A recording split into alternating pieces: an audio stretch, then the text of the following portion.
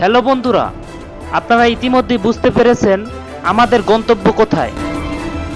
আমাদের গন্তব্য সমুদ্র সৈকত, জাহাজমারা সমুদ্র সৈকত। আর এই সৈকত অবস্থিত রাঙ্গাবালী উপজেলায়, জাহাজমারা সমুদ্র সৈকত।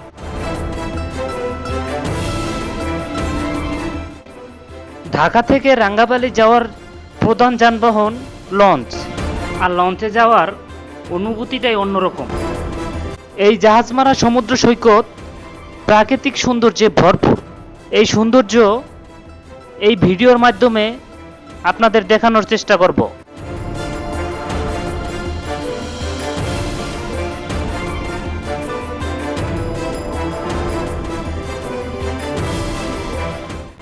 এই এলাকার রাস্তার আশেপাশের যে গাছ, মাঠ, যে আশেপাশের বাড়িগুলো অনেক সুন্দর, অসাধারণ দেখতে। এই যে একটা বাড়ি দেখা যাচ্ছে একেবারে সাগর পাড়ে, একটি মাত্র বাড়ি, চারপাশে জঙ্গল এবং বিপরীত পাশে সাগর, সমুদ্র। এখানকার রাস্তাঘাট অধিকাংশই কাঁচা। এখানকার এই যে আশেপাশে জঙ্গল বা বন দেখা যায়, এই বনে মানুষ উন্মুক্তভাবে গরু মহিষ পালন করে।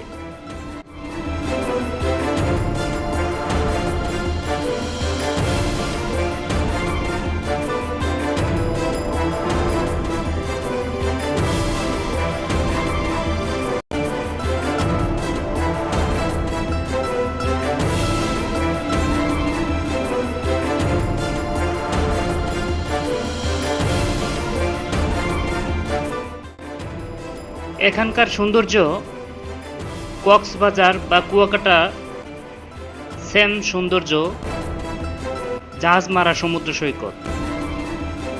এখানে লাল কাঁকড়া, প্রচুর পরিমাণে লাল কাঁকড়া, ছোট ছোট এবং শামুক দেখা যায়।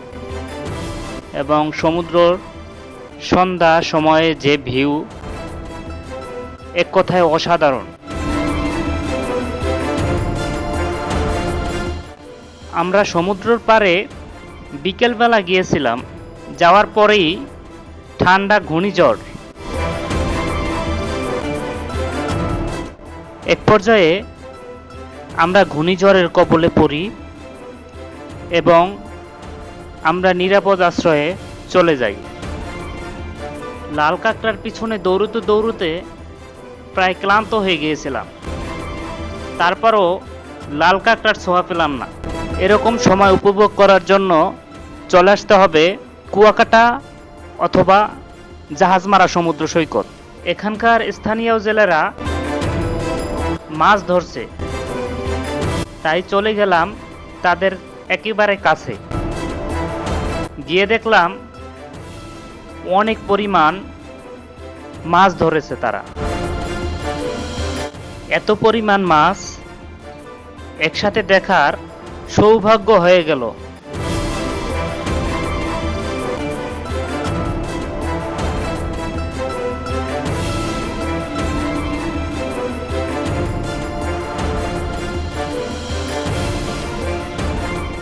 এইবার চান্দু কোথায় যাও, আজকে ধরা পড়ছে।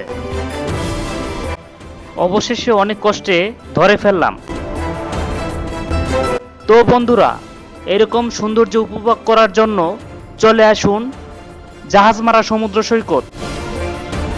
তো বন্ধুরা, মনে রাখবেন সমুদ্র আপনার অপেক্ষায়। ভিডিওটি ভালো লাগলে লাইক, কমেন্ট, শেয়ার করে পাশে থাকবেন। আল্লাহ হাফেজ।